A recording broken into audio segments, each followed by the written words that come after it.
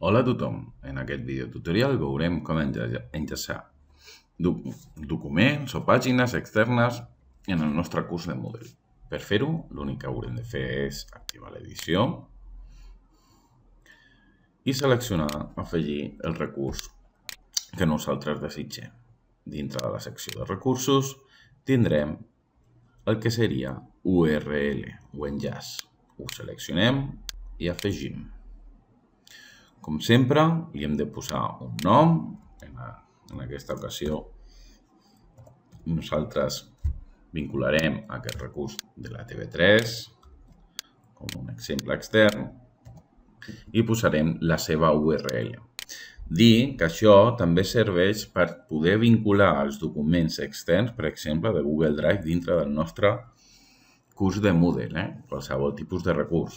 L'únic que hem de vigilar són els recursos o els permisos de Google Drive perquè els alumnes puguin accedir.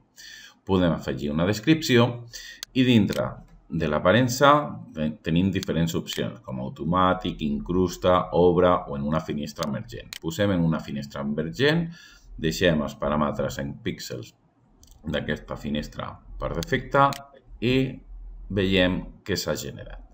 Desactivem l'edició, fixeu-vos que ara tenim aquest enllaç i si jo faig clic en ell, m'apareix la finestra emergent amb la TV3. Que vull que es faci d'una altra manera? Doncs res. Tornem al mode edició activat, seleccionem la configuració i ara en aparença podem posar que s'obri directament o que s'obri en automàtic. Deixem els canvis, fem clic, fixeu-vos que ara apareix el recurs i que apareix aquesta frase que diu que has de fer clic aquí per accedir a la TV3. Doncs funcionaria exactament igual. Som nosaltres qui decidim com volem que aquest recurs funcioni. Una altra opció que hi hauria seria en aparença, en comptes d'en automàtic, podríem posar obre directament. I si fem clic, veieu que s'obre directament aquest enllaç.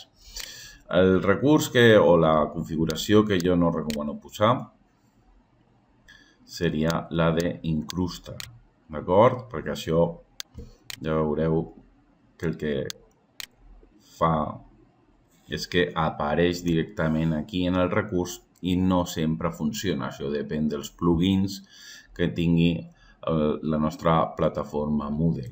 Llavors, sempre que és un recurs extern, sempre es recomana que s'obri en una finestra emergent o en una altra finestra perquè l'alumnat ho pugui veure de forma correcta, sense tenir aquests problemes. Jo, per exemple, sempre utilitzo l'obre. I els canvis, aquí tenim. Ja hem creat fitxers, directoris i recursos.